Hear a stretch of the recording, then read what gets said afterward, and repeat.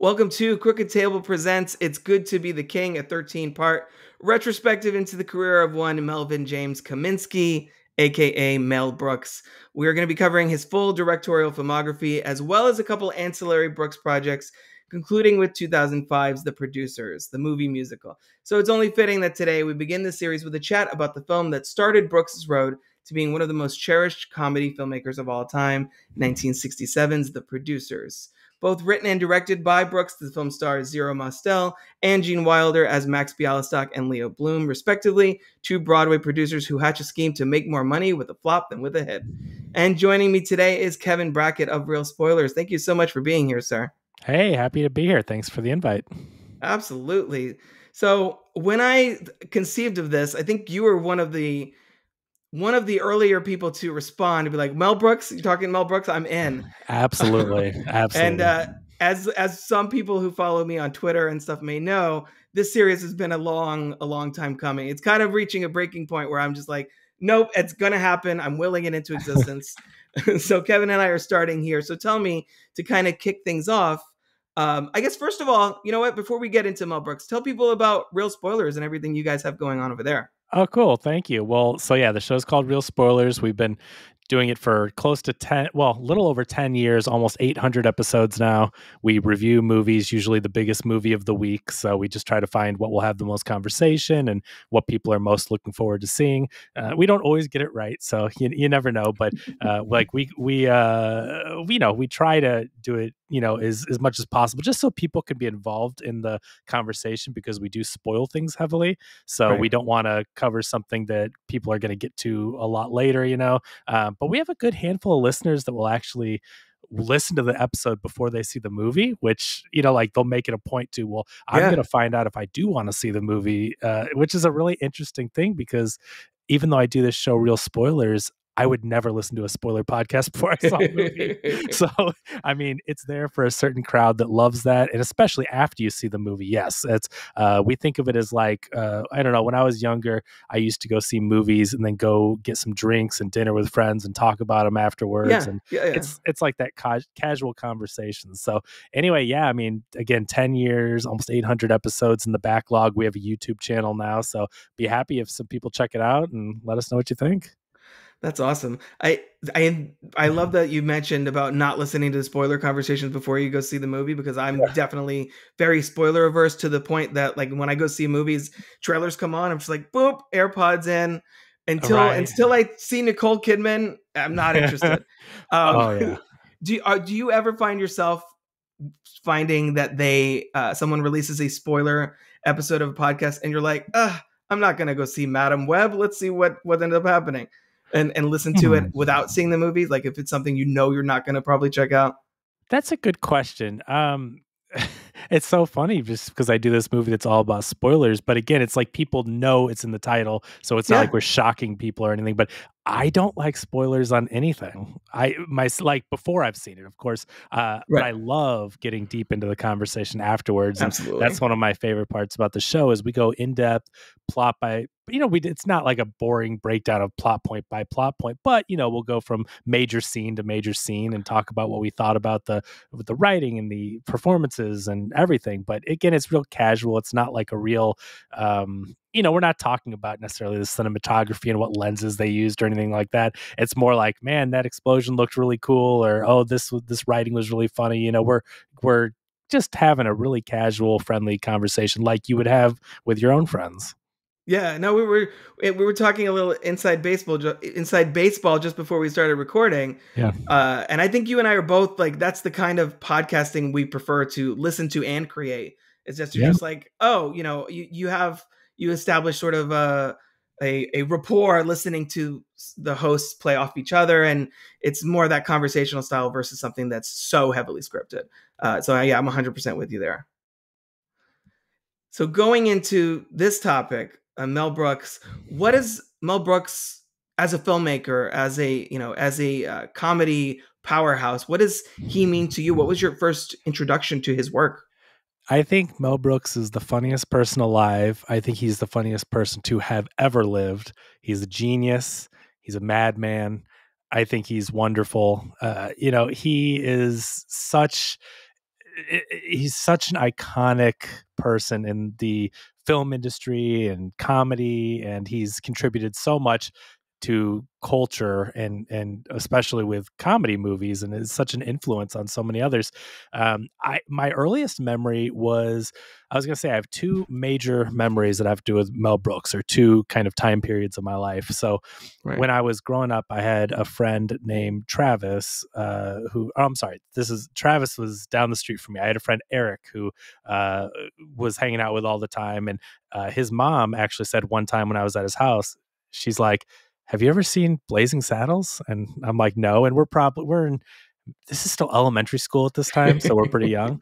And I'm like, no, I've never heard of that. What is that? And she's like, you have to watch this movie, Blazing Saddles.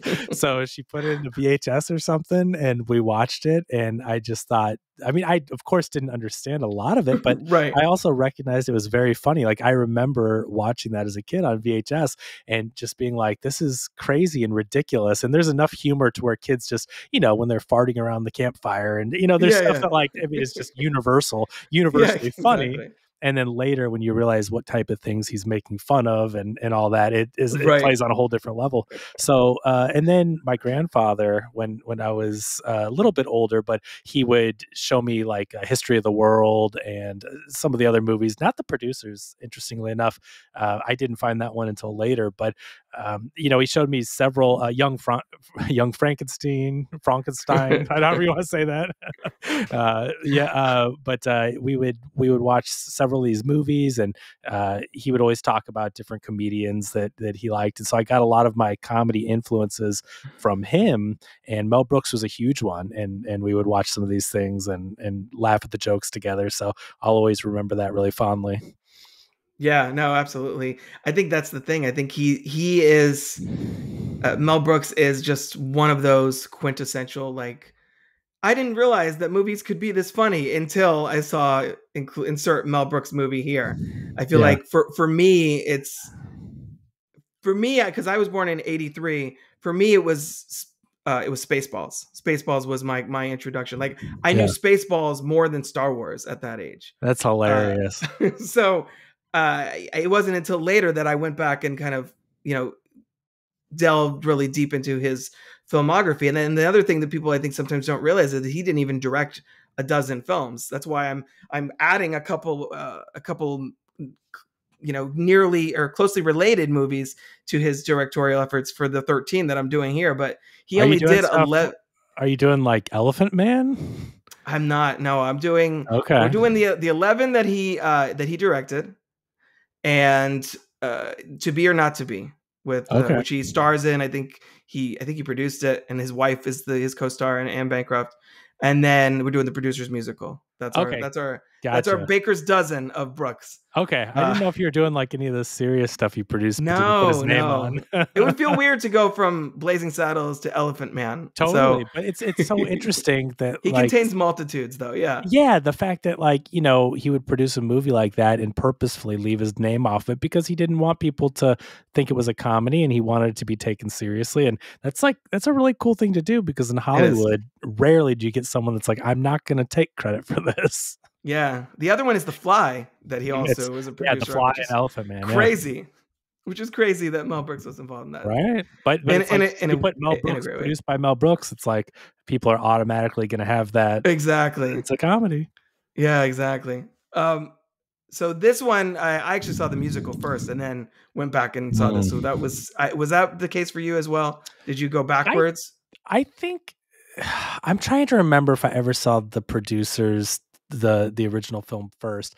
I may have seen the musical first, honestly, and then went back and rediscovered where it came from. And I've seen the musical a couple of times, and I actually got to see it at the Kennedy Center when Alan Ruck was playing the Matthew Broderick part, which is really cool since they were in Ferris Bueller together. Yeah, no, that's cool.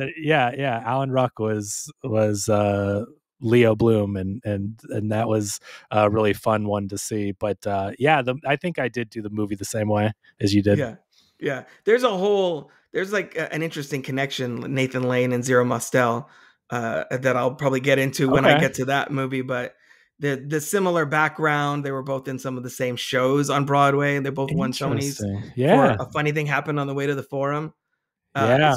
It's funny how they ended up playing that same role decades apart. True. Yeah. You mentioned Blazing Saddles, obviously famously known for pushing the boundaries of comedy then. So one of the things that I'm definitely going to bring up on every single one of these conversations is, could this movie get made now? If it would, like, what would that even look like? The entire crux of this one specifically is how inappropriate the content Right. of Springtime for Hitler is. How do you feel looking at it from a modern lens, how this holds up in that regard, I guess? Yeah, that's a great question. So it's really difficult sometimes to go back and look at comedies, even ones from the early 2000s. I mean, comedy Absolutely. changes and evolves, and what we thought was funny in the 90s, I grew up primarily in the 90s. I was born in the 80s too, but when I was old enough to understand what was going on in the 90s and 2000s, and there was a certain amount of humor or a certain kind of humor that today is either just not funny or is highly offensive.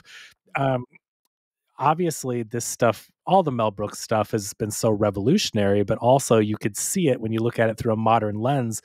You could take it more offensively. But the thing with Mel Brooks is, and he's very smart, he's such a smart writer, and he is clearly, it's a commentary, and it's making fun of the people that hate and do terrible things. Right. And so sometimes the only way that you can get people to pay attention is to entertain them and to kind of make fun of these certain things. And so it's like when this movie first came out, a lot of people didn't get it. A lot of people were offended, said this is vulgar. But what he was trying to do was to, make fun of these people that obviously had terrible ideas and did horrible things, and he's making fun of them. And he's, as a comedian, that was his ammunition. That was what Mel Brooks had at his disposal. And so he used what he had, and he did it very well. And, now, the people that he's making fun of, it's like their legacy, I think, is going to be, being made fun of for their terrible things. And he felt like, hey, I'm doing my part to highlight how bad and how dumb these people are. And so, could it be made today? I think probably if it was made today, it would be more of a niche. I'm trying to think how Mel Brooks exists in a modern lens. Like, I think of Kevin Smith. Kevin Smith makes movies, and it really doesn't matter how offensive or the jokes he has, if they're crude or whatever, because Kevin Smith fans will see Kevin Smith movies. It doesn't matter if they play, and obviously some of them still go really wide, but some of them he takes out on his own, or they get a small release or whatnot. But either way, he's got his built-in crowd. And I feel like Mel Brooks would probably be more of in that niche, because it's like very specific and hyper. His comedy is offensive and isn't afraid to be. And, should it be in the mainstream? Yes. I mean, again, I think he's a genius, but today, if he was just starting, he probably wouldn't be able to maybe get to that level. He would probably have like this huge, very specific following. But again, I think it's important, because if you don't ever talk about these things, they always say history repeats itself, and we have to learn from our mistakes, and people need to know these things exist. And so I think, by bringing them up in this way, you're able to poke fun at, and also, make these people look dumb because they were, but you're also kind of educating, and people can laugh at it and be like, that's so dumb, but also be like, holy cow, this stuff happened. And how could people be so stupid to let it, it's an interesting way. It's like kind of like edutainment, so to speak. Yeah, no, that's true. I think it's funny too, because I feel like in a modern context, probably the most recent example of a movie trying to do something like this is Jojo Rabbit. Yeah, which similar, with Taika's comedy, playing Hitler and poking fun at the Nazi regime, and everything is so over exaggerated. It's ironic, because I feel like the elements of this movie that have maybe aged less well are actually like the one-dimensional portrayal of Ula here. Yes. That you get, that was just the time, and that's also they lean into that in here. It's just like the stereotype of like, look, they just hired this woman to be ogled, essentially. But also, you got to remember, I mean, Bialystok and Bloom at the end of the day are criminals. They're not Exactly. good people, right? Right. They're funny. They're not aspirational. And you can be sympathetic. I mean, especially to Bloom because he's so forced into things. I mean, again, everyone makes their own decisions. I totally get it. But I mean, it's not like he showed up there saying, let's scam a bunch of people. I mean, right. Max Bialystok is such a forceful person and really and Leo calls him out on that later in the movie. He's like, oh, he's very very persuasive and right stuff. By the end he hates it because he made him do all this stuff, and really he was again, he did it, but it was very hard not to in his position, and so to speak. But these aren't good people. Like that is the thing that modern audiences seem to miss in a lot of movies, and tell me if you agree or not. When a movie comes out and a character does something, and then people will go, oh, how do you watch this movie when it shows this character or a character does so and so? Oh, this is the point of the movie, and they totally miss the point that maybe that's the villain or someone you're not supposed to sympathize with doing it, and it's like, but they're a bad person. You're supposed to understand the bad person's doing this thing. That's not the movie saying do this thing. It's the message is like, you shouldn't be like that guy. Right. Or it's an anti-hero and you're like, well, he's the best of this group, I guess. He's better. This character is better than these other characters. We were watching. They're still not good, right? Like that's the thing too. Like with an anti-hero, you're rooting for the anti-hero to win against the villains, but also they're not necessarily saying you should go be and this guy. Exactly. Yeah, exactly. No, I don't remember what we were watching. My daughter and I were watching something recently, and I was like, "Oh, this character is just like such a great villain." And she's like, "What do you mean? Like they're bad?" And I was like, "I mean, like they're a good villain. Like they're fun to watch. It's entertaining, etc. Like not, I want to be like this person." So it's like trying to explain that the morality of storytelling, to my child. And yet you're hearing these complaints from people who clearly don't understand. Oh, you mean Tyler Durden is not someone I should try to be, or like all this exactly like all these movies. If you watch Fight Club and the Patrick message Bateman. that you take, exactly, because they're not heroes, they're protagonists. Exactly, it's different. You're not. So when you follow, you made some great examples. Either Patrick Bateman. People misunderstand, and I know a lot of people don't watch as many movies as we do, but because the movie follows a character does not mean they are a hero or a good guy. They are your protagonist. You're following them, but you're not supposed to do what Patrick Bateman does. You're not supposed to do what Tyler Durden does. Another one that I will say, and maybe, I don't know, I don't want to get in trouble, but whatever, is The Punisher. Like the moral of The Punisher, I mean, he's out there and he's getting justice for certain things, but you're not supposed to go, oh yeah, I'm gonna go do Punisher stuff. Like those are crimes. You can't do that. It's a story, but he's not a role model. Did no one see Daredevil season 2? That was the whole point of that. Daredevil's the good guy. Matt Murdock has a line he doesn't cross, and Frank Castle clearly, has no problem with that. But there's a lot of people that love the Punisher a whole lot. You see Punisher like bumper stickers everywhere. On decals on the back of pickup trucks or whatever all the time here in Florida. I don't know where I am.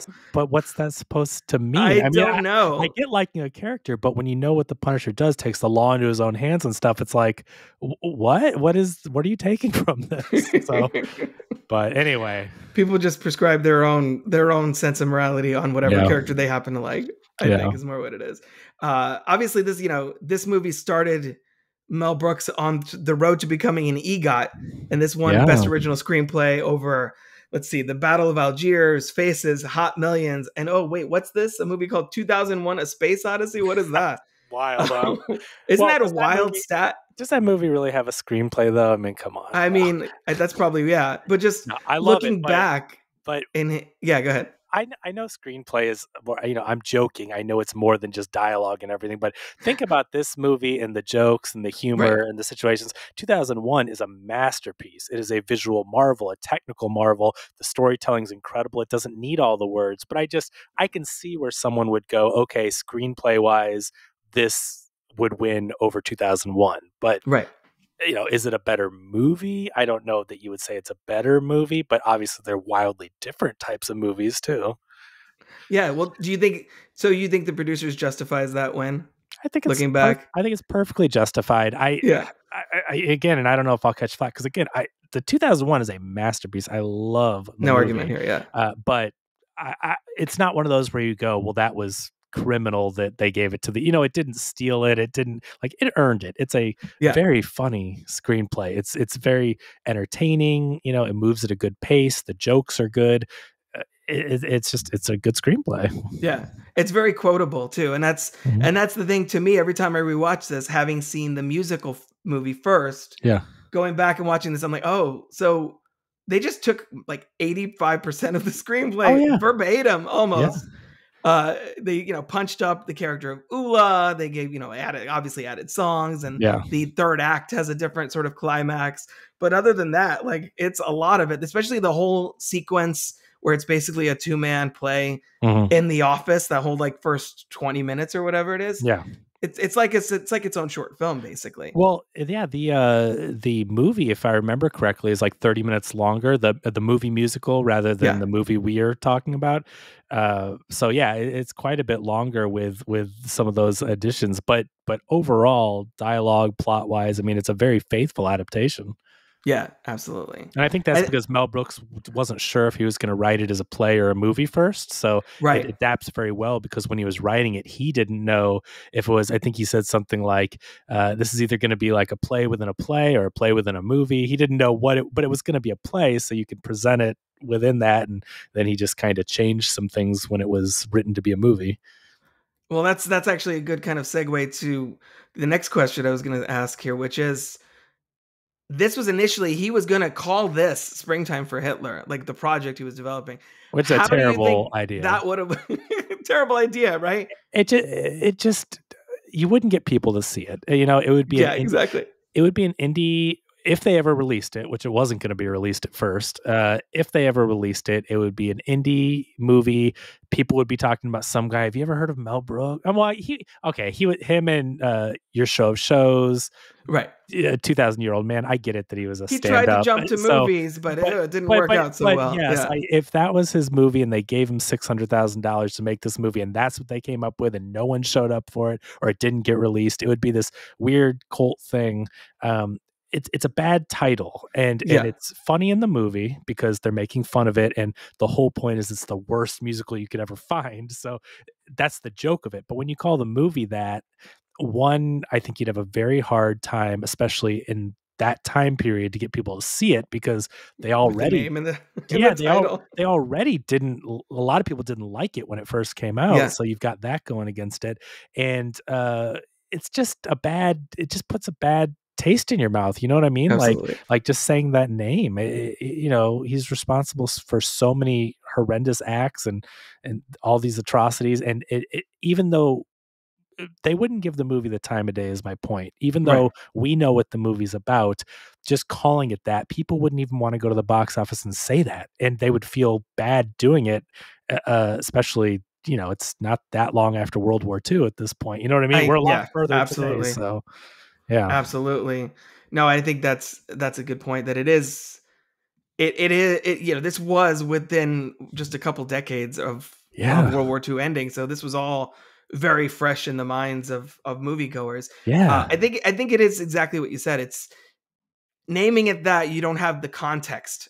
You just, the producers is a general enough sort of innocuous title that you're like, oh, what is this? Interesting. Let's check it out. And then you either take the leap with Leo and Max, or you don't, when they find that script and start, hunting down Franz Liebkin and all that. In 1967, I don't think anyone would say out loud that they were going to see that. I just, what does it make you sound like? You're a sympathizer? You know what I mean? Exactly. So I get what he was doing. And again, we touched on earlier, the whole point of his comedy is to make fun of these people because they were so terrible, and make them look so stupid and foolish, and because now, if you think about it, people in pop culture probably think of Hitler as this joke buffoon character because of movies like this and the musical and the movie musical as well. And so it's kind of hilarious that Mel Brooks, he's the one that is, one of many that make fun of him. He's a caricature now. And it's like that little piece of vengeance, it's not ever going to make up for these terrible things, but it's what he can do and has control over. So yeah. I wanted to mention, Yeah, it's funny how had he named it that, it would have been probably a very similar reaction to what the play gets initially. Yeah. But obviously, they turned this into the musical decades later. How important do you think the role of music in this movie is? Because uh, it it's not a musical, but it's kind of half a musical. What do you think the legacy of this movie is today, as far as in connection with the other film, or like Mhm. as far as the musical elements? What does that contribute to it?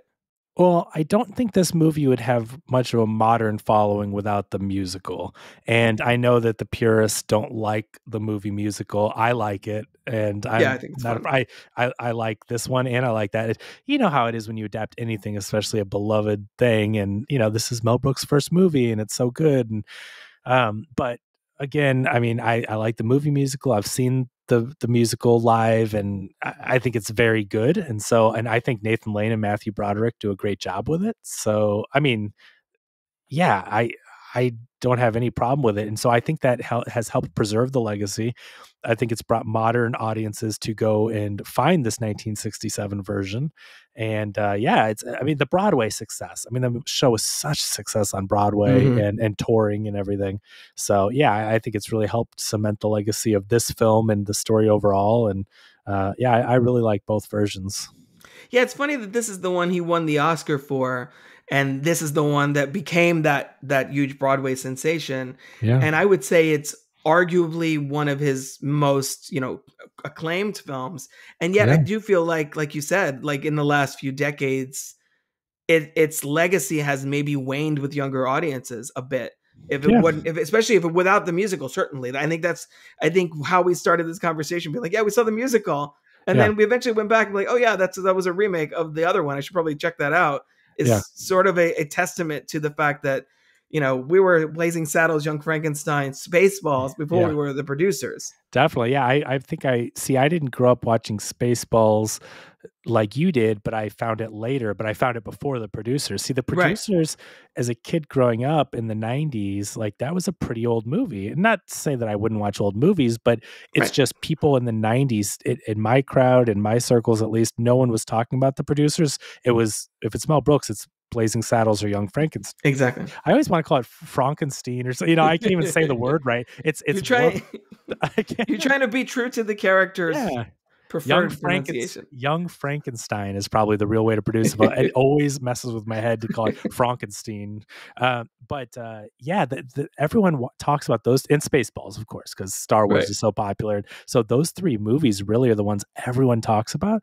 And I don't know, I grew up never hearing anyone talk about this until the musical came out, and then I was like, yeah, now that because I couldn't remember it first, but you kind of jogged my memory where it was like, well, yeah, I need to see the original now, and you go back and watch the original, and it's so good. Like it's that's why I say it deserves the Oscar, and it's no wonder the musical became so popular because, to your credit, like you said, it's taking like 85% of what makes the Yeah. story so great. It's just it was already there, and this movie's so good.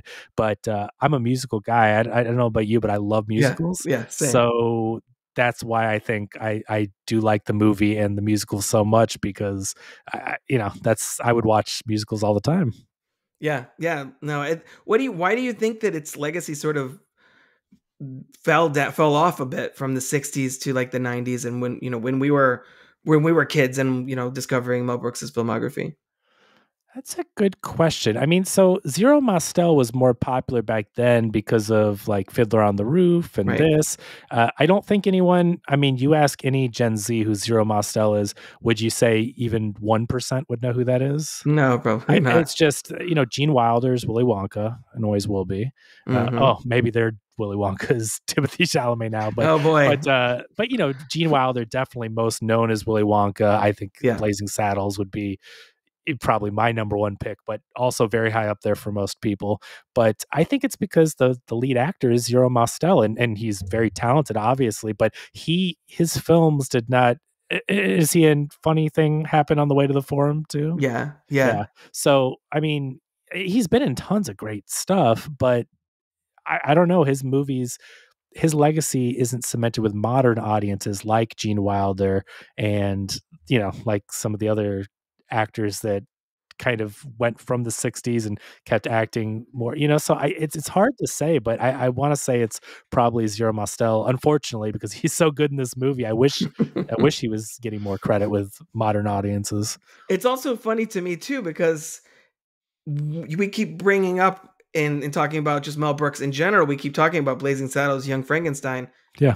There's a third movie with Gene Wilder in it that Mel Brooks made with him. Yeah. And yet it feels like it's not that, I guess what I'm saying is it's not that long of a walk to get from those two movies to this one. So I think, as I said earlier, like, I think for the most part, like, film critics and historians would say, well, this Young Frankenstein, Blazing Saddles, or like the Mel Brooks movies that are culturally preserved and all that other stuff, right? So all of those have starred Gene Wilder. So what do you think it is about that match of Gene Wilder's sensibility with Mel Brooks as a filmmaker that just like highlights and brings out the best in both of them? I love hearing the two of them talk in interviews about each other. I love watching like those late Gene Wilder interviews on Conan and stuff where he's talking about Mel Brooks and then Mel Brooks, even after Gene's passing, talking about finding Gene Wilder and how good of an actor he was and how they just clicked on set. I mean, some of these things you just can't explain. They had chemistry, even though they weren't, obviously Mel Brooks not on screen as much, but as a director, actor, they like Gene picked up on what Mel was trying to accomplish, and his delivery is so pitch perfect. Mel Brooks has this very specific sense of humor, and for an actor to understand what he's trying to achieve is very important, or else it's just not going to work. Right. And Gene Wilder would do it. I think there was one interview where Mel Brooks said that he was feeding Gene Wilder coffee and just kept giving him more and more coffee. I think it was for producers, if I remember correctly. This has been years since I've seen it, but he was like, they were acting for a long time, they were filming for a long time or something, and Gene Wilder was kind of down and didn't have the energy, and Mel Brooks kept giving him coffee and he was making him all wigged out. But that sounds like that was I'm in pain, I'm wet, and I'm still hysterical. I think it was, and it ended up being this amazing performance. He was just like feeding Gene Wilder coffee, hopping him up. But the two had this amazing chemistry, and it's too bad that they didn't work on more than 3 movies, because really it was a phenomenal pairing. And Gene Wilder, man, I miss the guy so much, and he hadn't acted for so long, even when he passed. And I remember thinking to myself as I was growing up, and I grew up with these movies, and then I was like, where's Gene Wilder? And Willy Wonka. I mean, Willy Wonka was one of my favorite childhood movies. So then I found these Mel Brooks movies, and it's like, where is this guy? He's so great. It's he I think knows how to modulate his performance based on the material, like where he'll go from manic to really quiet and vulnerable, like at a moment's notice. And I think we see that even here already. I think it's notable to mention that he was nominated for Best Supporting Actor for this as well at the Academy Awards, which was interesting. And it's just there's something special there. Yeah, for sure. And to your point, see, when you mentioned supporting actor, that's the thing. I think that's why this one doesn't transcend with modern audiences. This isn't a Gene Wilder movie. It's a Zero Mostel movie. And people don't know Zero Mostel. Gene Wilder's great in everything, but Max Bialystock is the force of nature. He's the one orchestrating all this. Leo's along for the ride, and he's hilarious, as the straight man to Max's craziness and everything. But at the end of the day, I don't think his performance is as impactful. It's still very good, but it doesn't leave an impression with you like the Blazing Saddles performance and so many quotable lines there. Or, I mean, Young Frankenstein, it's him. Like, that's what I was going to say. That's a Gene Wilder movie, right? This isn't a Gene Wilder movie, so to speak. Do you think that perhaps, because he's also a supporting character, second to Cleavon Little in Blazing Saddles, I would say. But that character, man, he has so many lines in his performance, with the hand where he's just like, oh, my hand steady as a rock. This is my shooting hand, like he has so many funny lines, and I mean, I know it's a different movie, but he's just in his delivery in that movie, how he's so like laid back, and I don't know, it's such a cool, funny character, and it's very memorable to me. Yeah. There's also there's that now we're just talking about Blazing Saddles. There's How can you not, right? It happens. But there's obviously that famous moment where he's like, the common clay, these are the people of the land, the common clay of the New West, morons. And then you get Cleavon Little's authentic reaction on camera for that moment. It's amazing. I hope you let me come back to talk about that one, because that is such a funny movie. It's amazing. Almost every line is funny in that movie, right? Like, there's not a lot of just straightforward, I mean, there's so many jokes. He hits you a mile a minute, and sometimes when movies do that, they don't land that often, right? But there's just so many that you remember the hits and you forget the ones that don't work. But that movie has so many hits.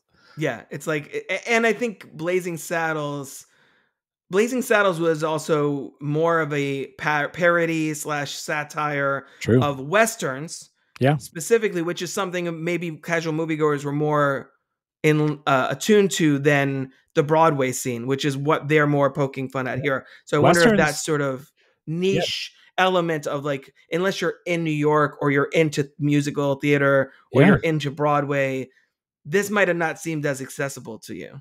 Definitely. I mean, Westerns were the Marvel movies of the time. We talk about superhero movies and superhero fatigue and all that. Well, Westerns were coming out way more often even than superhero movies come out today. And there's so many great movies, but there are a lot of bad Westerns. So it's kind of the same thing, where that was what was getting people in the theaters and TV shows and everything. So I agree. I think the Western setting and then also it being so funny was a winning combination. And then Young Frankenstein with Universal Monsters. Everybody knows those movies or has seen those movies or grew up with them or is at least familiar with those characters. At the time, especially, when you're talking about in the 70s, all those iconic Universal properties were, they were just beloved, and that was horror. Like, today we're living in this time where there's a new horror movie every week and they're pretty good, but back then you had a lot of bad horror movies too, but the Universal ones were so good for the time. They were revolutionary with the makeup and the prosthetics and everything. So I think playing into that, and again, his performance in that is just, I mean, Gene Wilder is so funny in that movie. We were sort of already talking about Max and Leo and sort of their friendship. Do you think that the dynamic between those characters works as the heart of the film? Does this movie have, air quotes, heart to it? I know that the musical plays up that more so because they have a whole ballad that they sing to each other towards the end of the movie. What do you make of the chemistry that they have here? Is that friendship believable as sort of, I guess, as close as this movie has to an emotional crux? I don't think so. I mean, this is a crook that conned another guy into being a crook with him, and unfortunately for Leo, Leo seems like a really good guy, and he got roped into it, and he made a bad decision. I don't think there's really anything redeeming about. I mean, do you? I don't take anything really redeeming about these characters. It feels, and I don't, and the thing is that I don't know that you're supposed to in this version. It's sort of, and we were talking, obviously we both share a love of musicals. To me, it feels like kind of like the difference between the stage version of Little Shop of Horrors and the film version of Little Shop of Horrors, where in the end of Little Shop of Horrors, for people who are not familiar, the Corman or the I guess the Frank Oz version, and the stage production on which it was based. In the stage version, Howard Ashman, rest in peace, masterpiece.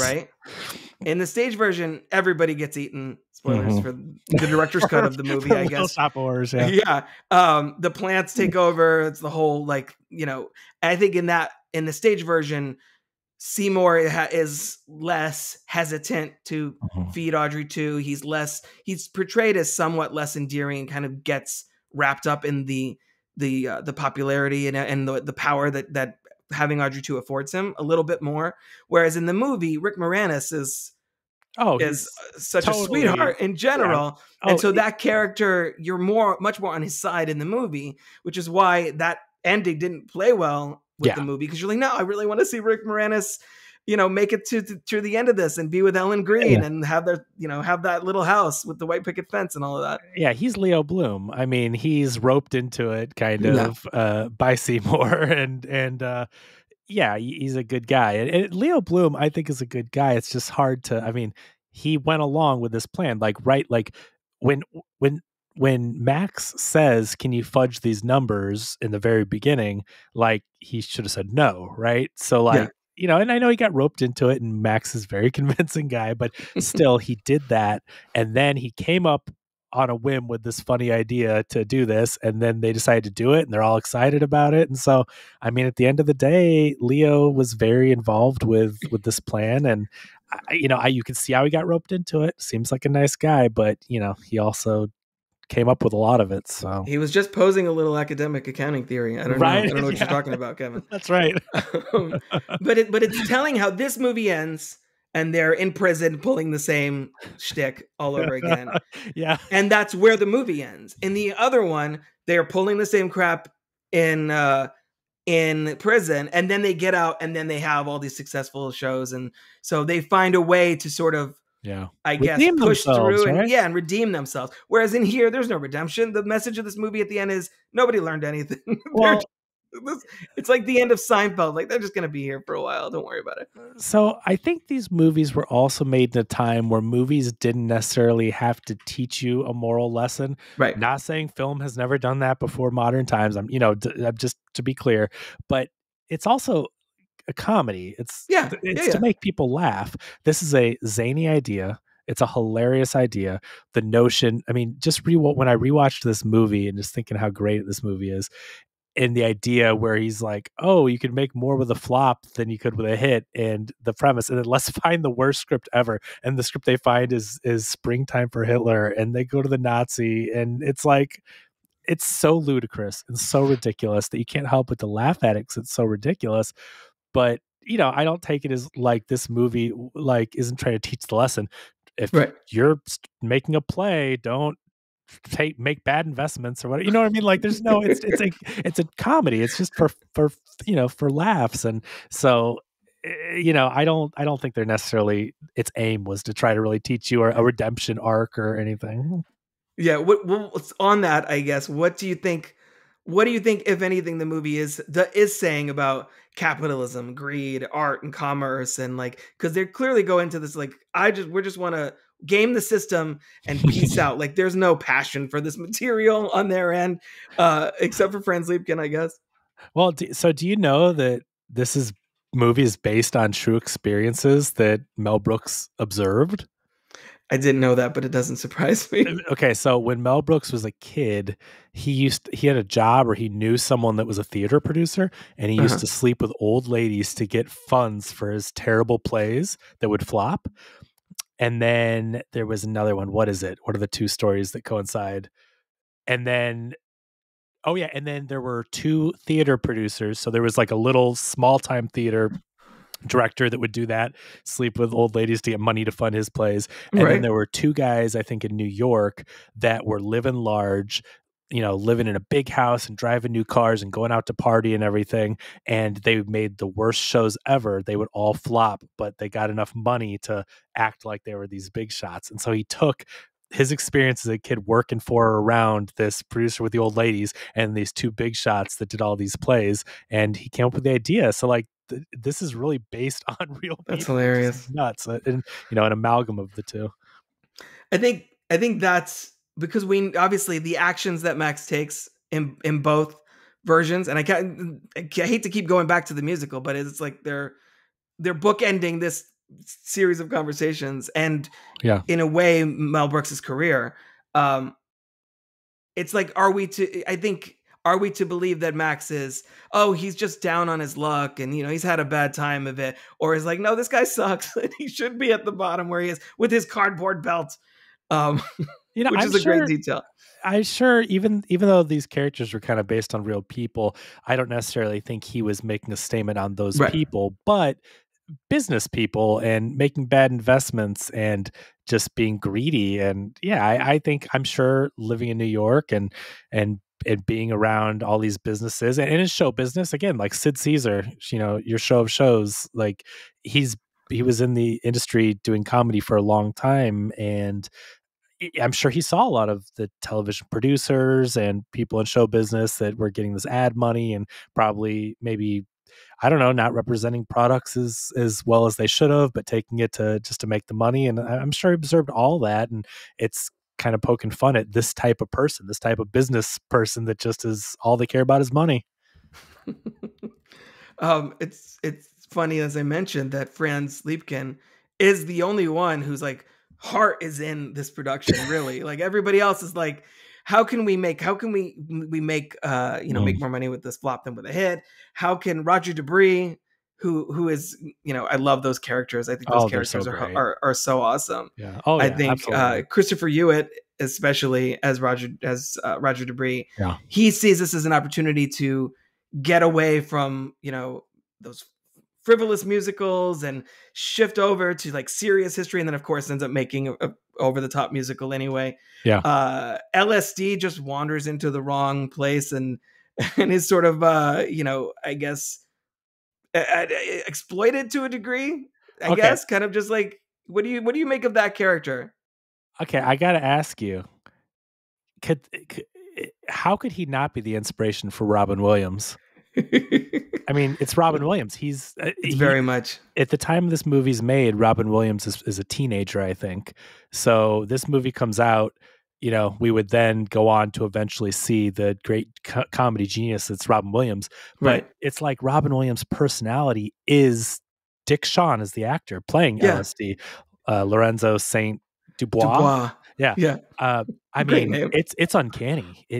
Robin Williams and the way he did his comedy, his delivery, and the way he talked with the voices and the oh cool man, whatever. Like it's this guy. I can't see it any other way. And when I was younger, I didn't pick up on that at all. Even though I did watch Robin Williams from a young age, but I never noticed it when I first found this movie. And then upon rewatches, I'm just like, this is weird. So like I have to think Robin Williams grew up in the comedy scene.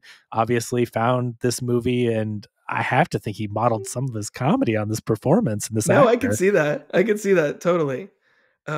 Dick Shawn, what do you make of that character again? As is there something about him that hasn't aged well? Because future adaptations didn't have that character in it. I think what are your thoughts on LSD as a character and the energy he brings to this? I don't know. I mean, he's just kind of like a hippie goofball, isn't he? Like, I mean, think so. I think he's maybe one of the purest people in this movie, right? He's not bad, right? I mean, pretty fun. He wanders in, he's like, is this whatever? He's trying to audition for something else. He's a goofball, and no. And then I love that when Zero Mostel is like, oh, this is whatever the random show is. He's like, what do we have to lose? Yeah, Boomerang, whatever that is. And this is Boomerang. And they're like, what are you talking about? He's like, what do we have to lose? There's no one else. And then the fact this guy's such a goofball that he would go along with it. And then he's on stage just like making observations like, oh, you're all Germans and stuff. I don't know. Like, it's so funny. He's such a goofball and doofus character, but I believe very innocent. He's not out to hurt anyone. He's just getting a job. He doesn't even think of like what the character is or what it means. He's just like, he's the audience surrogate. He's like, hey, I'm just trying to make a living. Yeah, exactly. This is my energy. I was given clearly no direction. Yeah, because he doesn't change he showed up as this, this is the late 60s. So, but he's like this peace and love hippie type of guy that you would think. And he shows up to audition for Boomerang. And then his portrayal of Hitler is this hippie guy. It's the same character. Like he puts no effort. The Fuhrer never said this baby. What is this baby? Yeah. It's so ridiculous. I know we're not there yet, but the audience's reactions will get me every single time. It's so good. The way he must have just told them all to just sit there with your mouth agape and do not change. I just love watching them all, their reaction. It's also like the power of casting that same material with someone I'm saying in the movie, the power of the casting of the character of Hitler for Springtime for Hitler. Yeah. Like, had they put someone in there who took it seriously, it wouldn't have worked. But because they had LSD in there, I love that. Well, because and that's part of the the genius of Mel Brooks comedy too, right? Is in making fun of him. Like you can't have him be scary and mean, and like that would not make the point. And it's like he was this horrible guy, but when you make him a goofball, or like the Taika Waititi, I'm glad you mentioned that. He is doing the same thing. It's the same thought process. I mean, but he makes him totally like this. The way Taika Waititi plays him to make fun of him is just that an extra level to it. But they're both trying to accomplish the same thing: make him look like a screw up and make fun of him. And yeah, it would definitely not be received as well playing him a different way. I want to talk about Franz Liebkin because I think that character is so key in making this movie work. Kenneth Mars' first movie. Is it really? That's crazy. It's his first movie, and he was in tons of movies. Because that character obviously represents the lingering trauma, impact, etc. from World War II. But on the other side, like, how did they thread that needle in this movie with his performance? Because if you play him scary, then it doesn't work. If you play him, I don't know. It's like they managed to strike a perfect balance where, again, like you said, undermining. You have to, because you can't anything. And I know this movie had an uphill battle from the start, right? Absolutely. The premise of it, title or not, it's too close. It's 2 decades removed from these atrocities and war and death, and it's horrible. So you have to be really careful, but you definitely can't present the other side even close to being competent, making a good point, anything. Like they have to be screw ups and goofballs, or else, especially at this time 2 decades later, like you could not do it. So the character is written in a way where you're, again, not supposed to sympathize. You're not supposed to think he's good. He's a nut job. And but Kenneth Mars plays the character so well, and you got to give him credit. But his first movie, so take that. That is not an easy role. No, his performance is really good for a first movie. For any movie, but to be his first is impressive. And I just looked it up because I wanted to verify here: 236 roles in his career. And this was the first, so it's impressive. And I really like Will Ferrell in the new movie. Yeah, no, I think he's really good as well. But yeah, no, it's good. And I do think he has a certain, like, there is a scariness to him, but it's not really scary because you know how much of a screw up he is. So I think that's how they thread the needle, is that if you thought he was actually competent, so to speak, or that, because I mean the running gag is he's wearing this helmet and has pigeon poop all over it because he's up with his pigeons. And so when you see him and he's running around with this pigeon poop on his, you're making fun of him all the time. And so it just kind of shows you how doofy he is. And I think that's how they keep it at bay, even though he's scary and does seem to get all worked up and everything. But you're like, this guy can't do anything. One of my favorite, like, throwaway lines is when he's talking about the Fuhrer was a great dancer, he was a better dresser than Churchill, and all that other stuff. So funny. And then he's like, the Hitler was a tremendous painter. One of the best lines in the movie. He could paint an apartment in one afternoon, 2 coats. 2 coats. Yeah. That is a brilliant line, because people in history always talk about, he was a painter before, whatever. And I guess, like, he was what if he was just a better painter and then didn't go on his crazy ways, because, like, he wasn't good enough to do that. And, people talk about that in history and all that. So it's just hilarious to bring up he was a painter, and you're like, yeah, I knew that. And then he said he could paint an apartment. Like, I mean, but that shows you, one, that's telling you the character how much of a doofus he is without having to point it out. And 2, it's a very funny misdirect from what you think he's going to say. So I agree. That's a laugh out loud line. And sometimes the funniest lines are kind of thrown away. Like, he doesn't play it up over the top, right? This character doesn't deliver lines necessarily like in this crazy bombastic way, because what's the shorthand for this character's an idiot? It's that big, loud, obnoxious, whatever. Yeah. And he does it more understated. And so it's very clear the mindset and the capability of this character. But his delivery, again, it's impressive.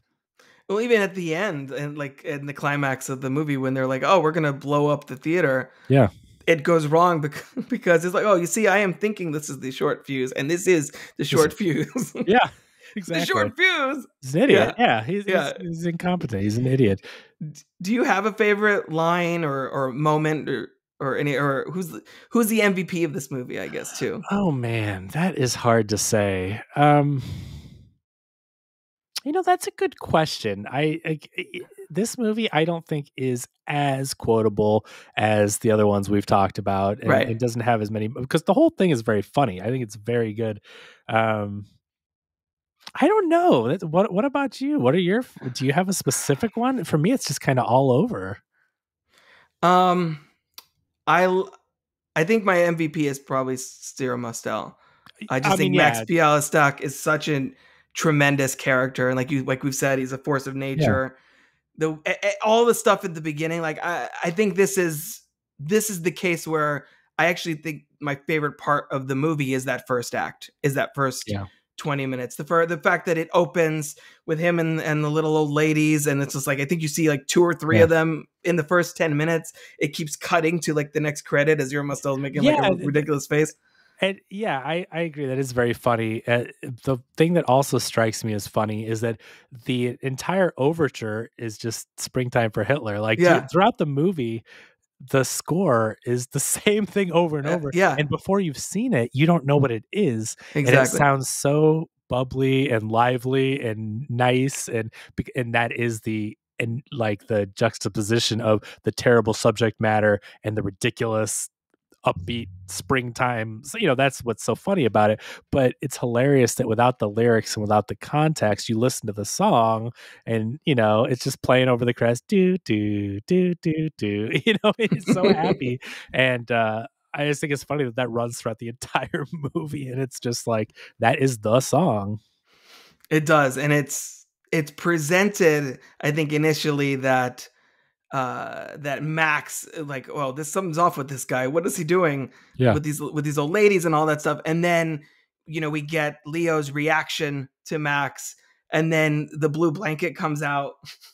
My blanket. And then we're like, and then Max is like, oh, you give me hysterical. Like Max is reacting to now Leo, and he Yeah. has all those asides to like, they come, they come, they come. How do they find me? And all those Yeah. things, like all of all the little asides, the little, like we were saying earlier, the little throwaway lines or moments, like, Yeah. Either breaking the fourth wall or whatever it is. Like I love all that stuff.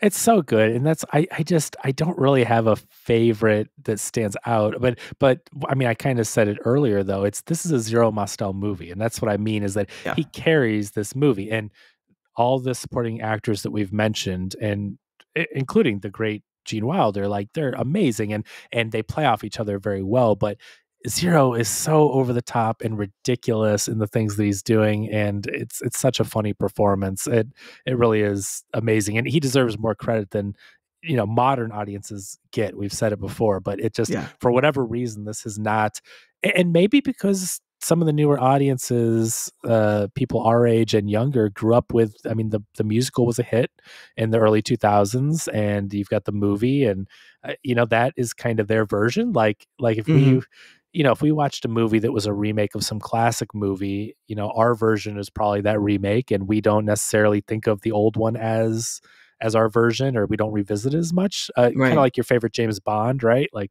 the first Yeah. one you see is probably your James Bond, and then you go back and watch the other ones, but you're not really playing them as much. And similar idea here, I think. Yeah, I think so too. And I think it's more than his other movies too. What makes the producers unique is that it does feel like very much a product of its time, to the point that like all the future adaptations that we mentioned, the stage version, the other movie, they retain the 1960s setting. Why do you think it's important? I mean, I guess the proximity to World War II, I guess that's the answer.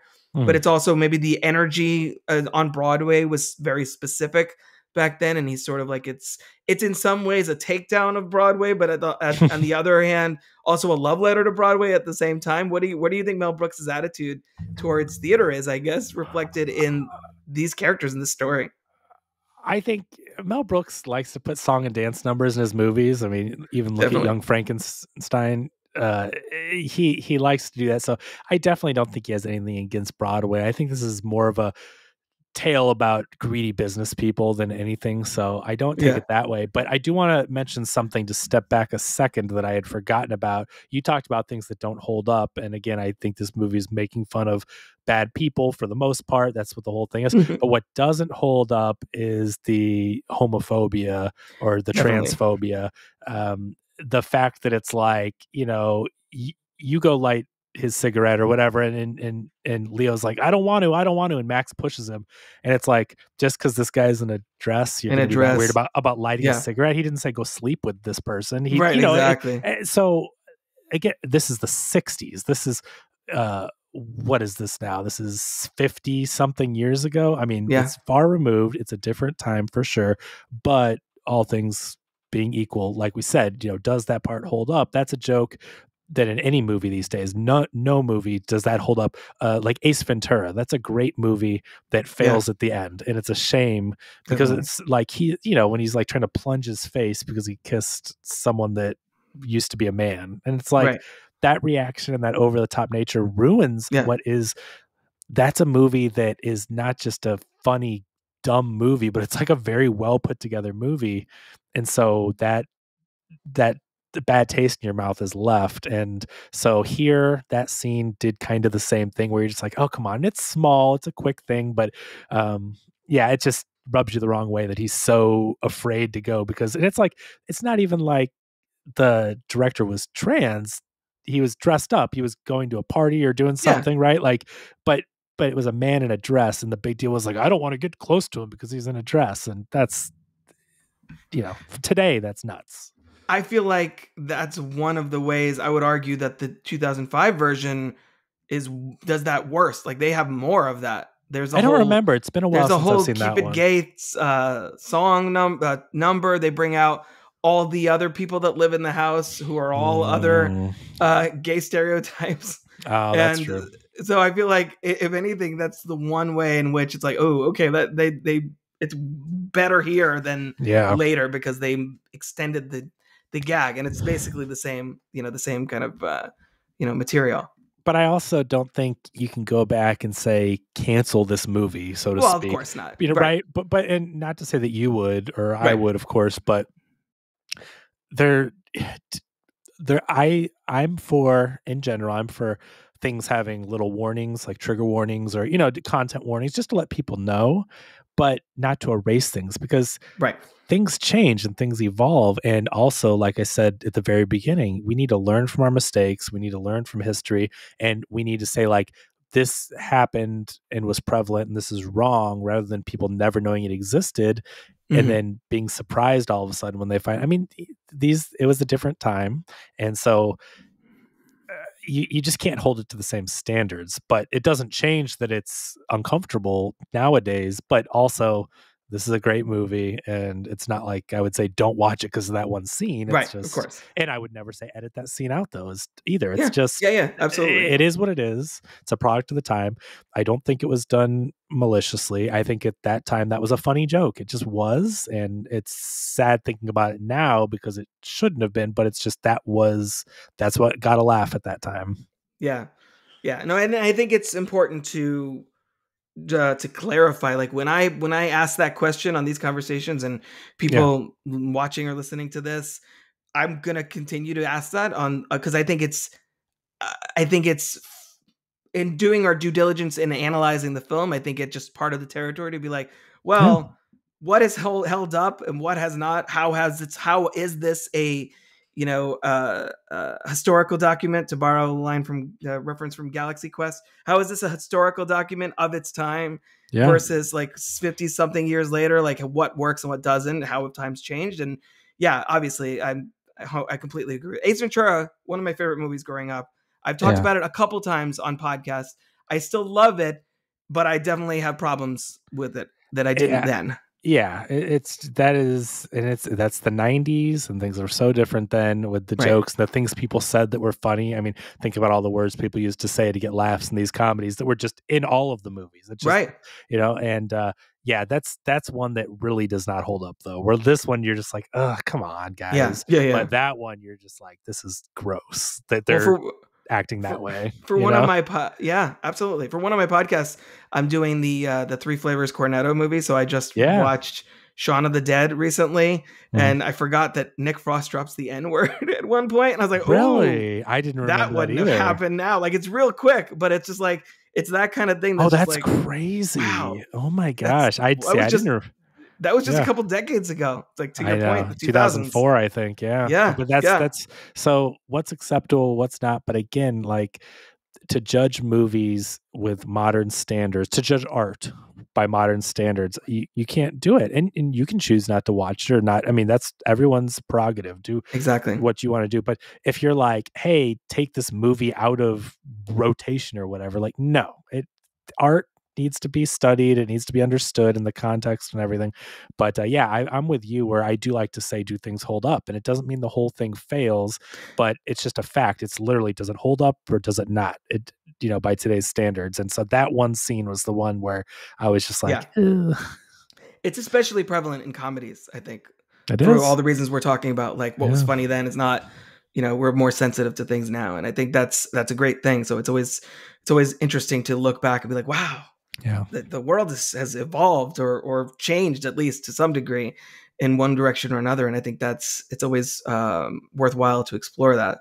Well, Mel Brooks is very smart, and I've said that a couple times, but his comedy, I think, to give him credit and to give him more credit, which he absolutely deserves, he doesn't usually make fun of people in a mean way. He's kind of equal opportunity, and he's observational, where he pokes fun at and makes fun of things that we all can laugh at and understand are dumb. But I don't see him as like a mean comic who, makes fun of a certain person or their look or whatever. He doesn't really do that mean comedy. He does very relatable observational comedy that, kind of applies to, dumb people are dumb. If people do stupid things, that's it. It doesn't matter what you look like or whatever, but it's like, the fact is, like, the people he's making fun of in Blazing Saddles, it's like, they're very dumb, bigoted people, and they get made fun of. Did you know racist people they suck and they're stupid and ignorant? Here's how ignorant they are. It's very much to go on one of our famous tangents on Real Spoilers, but to mention something else, it's very much the whole Archie Bunker thing, to where people don't understand that, like, those shows are making fun of Archie Bunker. He's not the good guy.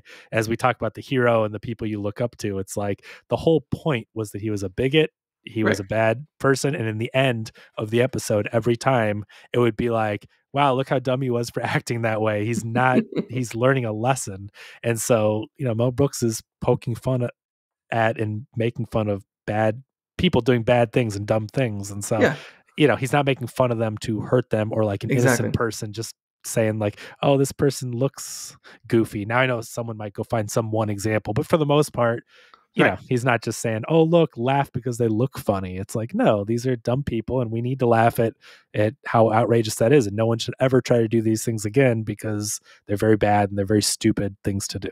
And to your earlier point, Max and Leo, not aspirational figures. I don't think Mel Brooks is like, hey guys, go try it. Mm-hmm. Absolutely. They end up in jail. They learn nothing. There's no come to Jesus moment at the end for Leo and Max. It's like, they're just like, nope, they're just, this is who they are, I guess. And that's the comedy of it, right? The whole like history repeating itself, and some people will never learn. And, that's not the moral lesson to be like, well, just what's the point, because people won't learn. I don't think this movie's trying to make a point like that. It's a joke. It's a punchline. They're doing it again. It's just a joke. It's not. As a critic, we always look for these deeper meanings, and there's nothing wrong with that. But it's just the point of this movie is there is no deeper meaning. I do enjoy watching movies that I'm not reviewing a lot.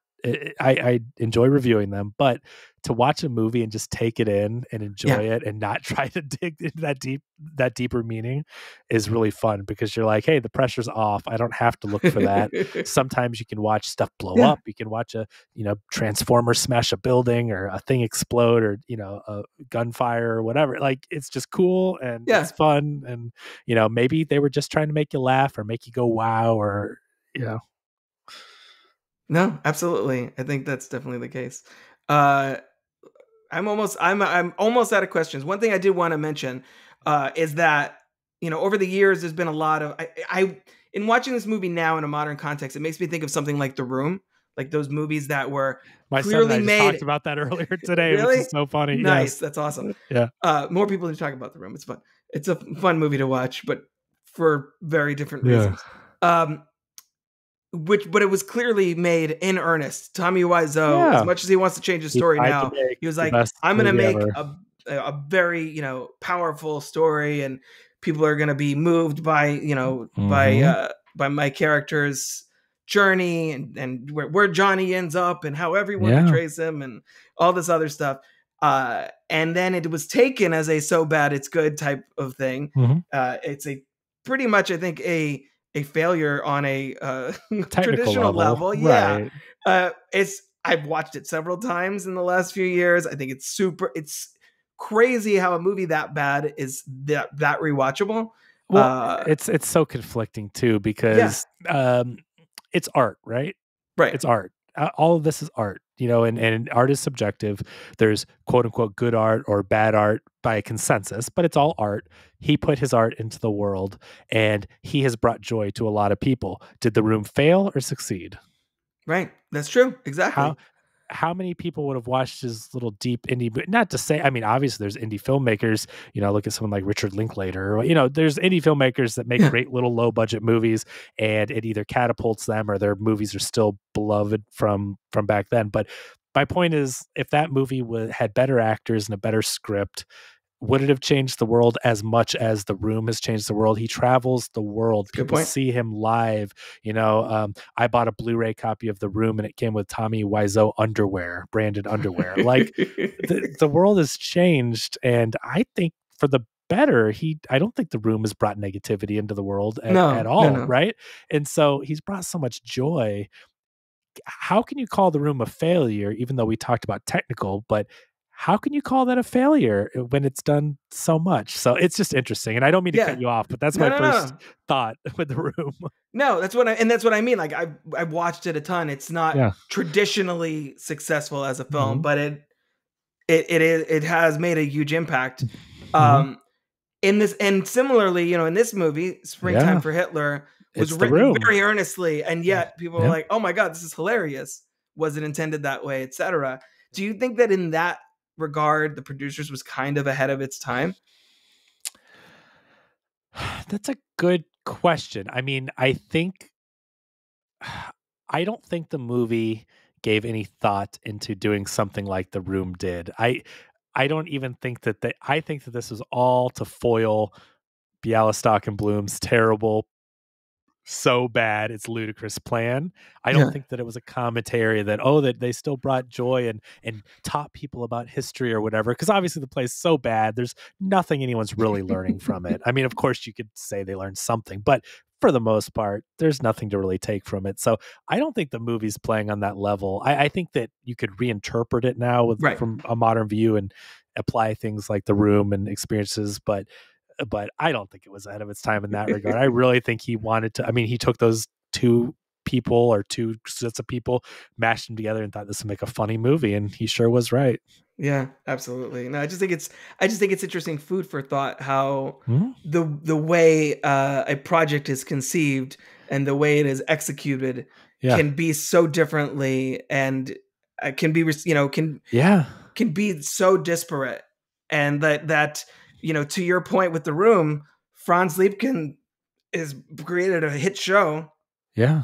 Not the hit show he wanted, not the hit show he expected. Yeah. But it happened. And it's just, again, it's all about your perspective and your context with art. And I think in that way that maybe the producers sort of reflects the response to the producers reflects the response to Springtime for Hitler in the movie. I think that's kind of an interesting parallel between the two. It is, for sure. And I love thinking about things from that perspective. I just, it's like when you give people too much credit, and Mel Brooks deserves all the credit in the world, but this movie brings me back to a simpler time of comedies. And also, again, when movies didn't have to say so much.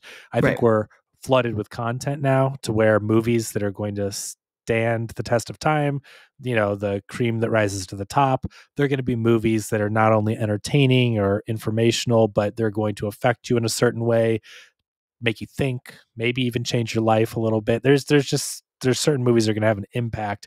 And they can all do it in their own way, because again, I bet you The Room has changed lives. I bet you The Room has gotten people through tough times. I bet you traveling to different live events for The Room, people have made lifelong friends. I bet people have met and gotten married somewhere throughout this whole thing. Even though he didn't intend to, right? So it's just interesting how art can do that. Definitely.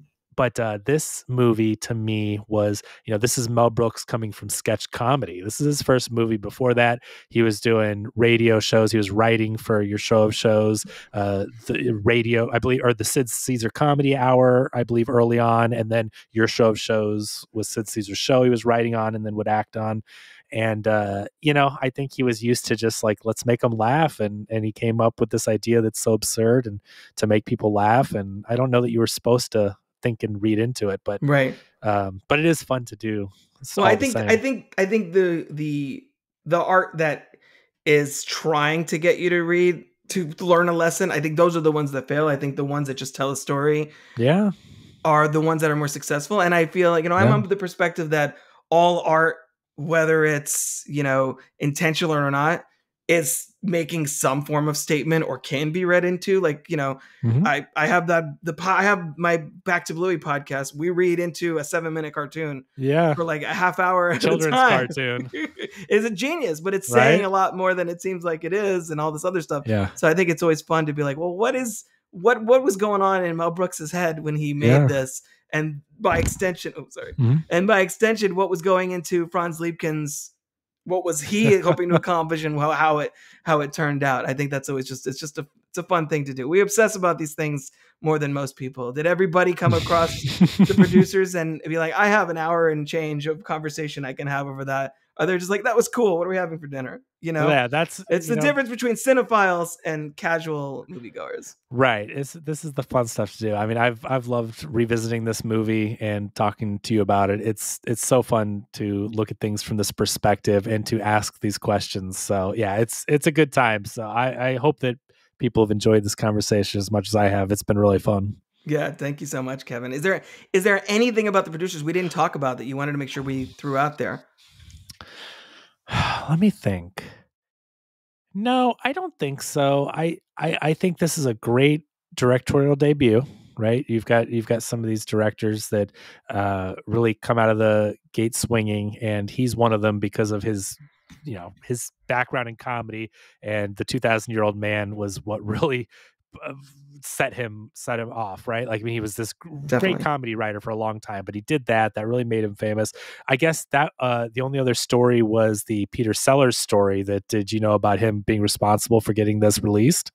I feel like I may have heard about that. Refresh my memory. So Mel Brooks wanted Peter Sellers in the movie, and he loved Peter Sellers, and Peter Sellers, for whatever reason, I'm not really sure the whole backstory, but didn't do the movie.